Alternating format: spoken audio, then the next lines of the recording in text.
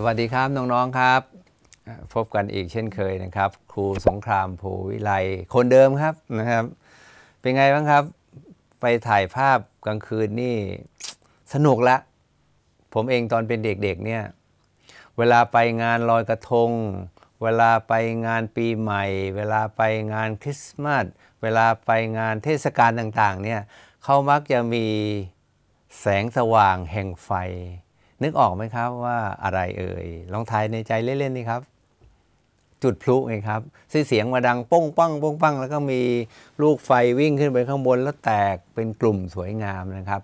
เช่นเดียวกันนะฮะเรื่องถ่ายภาพกลางคืนเนี่ยขาตั้งต้องใช้สายรันชัตเตอร์ต้องมี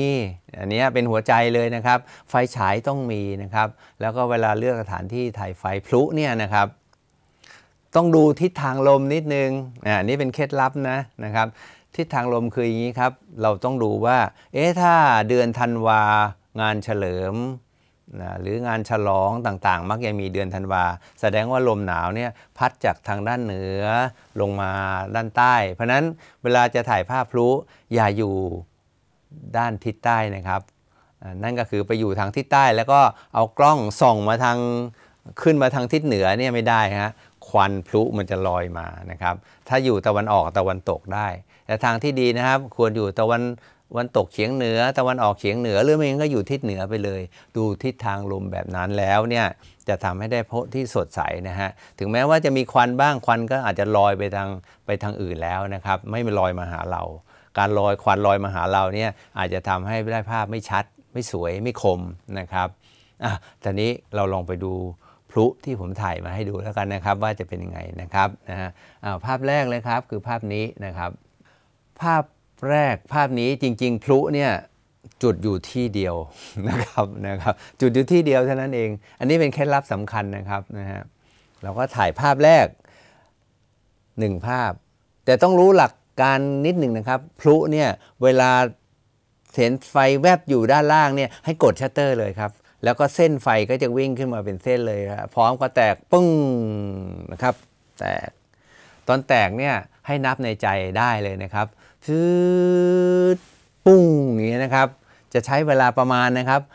3-4 วินาทีก็คือหายใจเข้า1 2 3 4อย่างเงี้ยเราก็ได้ภาพ1ภาพแล้วก็เอามือบังเลนไว้แล้วขยับนิดนึงแล้วพอพลุอีกลูกหนึ่งจุดปุ๊บก็ลั่นชัตเตอร์1 2 3 4ก็ได้พลุอีกลูกแล้วอยากจะได้พลุเส้นสั้นๆก็นับสั้นอยากจะได้พลุเส้นยาวๆก็นับยาวนะครับเดี๋ยวผมจะมีภาพให้ดูเป็นตัวอย่างเหมือนกันว่าภาพนับสั้นนับยาวแล้วเป็นยังไงนะครับดูภาพนี้ฮะนับแค่3 วินะฮะก็แตกออกนิดเดียวเองนะครับนับ3 วิแตกได้นิดเดียวนะครับภาพนี้ก็มีทั้งนับลูกหนึ่งนับสั้นอีกลูกหนึ่งนับยาวนะฮะอีกลูกหนึ่งนับยาวเกินก็จะได้อีกแบบเห็นไหมสนุกไหมครับนะฮะแล้วจะทำให้เห็นว่าการถ่ายภาพพลุเนี่ยได้อะไรที่มีลีลาสวยงามมากนะฮะเห็นไหมภาพนี้ก็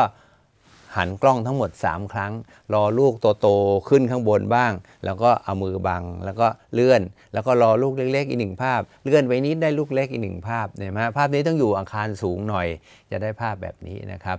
สะพานข้ามแม่น้ำแควก็จะได้พลุอีกแบบหนึ่งเห็นไหมแต่ละที่มีความงามภาพนี้ก็เป็นภาพตัวอย่างหนึ่งนะครับข้างล่างนับ3ครับแล้วก็เอามือบังไว้ถ้าไม่อยากเอามือบังก็หาอะไรที่เป็นสีดำๆแบบนี้ก็ได้ครับนะฮะอย่างเงี้ยฮะจะเป็นปกสมุดจะเป็นกระดาษหรือว่าจะเป็นอะไรก็ได้ครับนะครับเวลา1 2 3ปิดแล้วก็ขยับกล้องนิดหนึ่งครับแล้วก็1 2 3ปิดแล้วขยับกล้องนิดหนึ่งฮะก็จะได้ภาพหลากหลายมากเลยนะครับแต่ภาพนี้ผมนับ1 2 3ปิดแล้วผมก็รอให้พลุอันนั้นลูกบนนะครับเป็นทางมะพร้าวลงมาพูด6 วินาทีได้ภาพแบบนี้เลยนะครับเห็นไหมแต่ละที่แต่ละแห่งพลุก็จะมีความงามที่แตกต่างกันไปนะครับนะครับอยากจะบอกน้องๆนะครับว่าเวลาถ่ายภาพพลุเนี่ยมันสนุกสนานมากนะครับแล้วบางทีบางครั้ง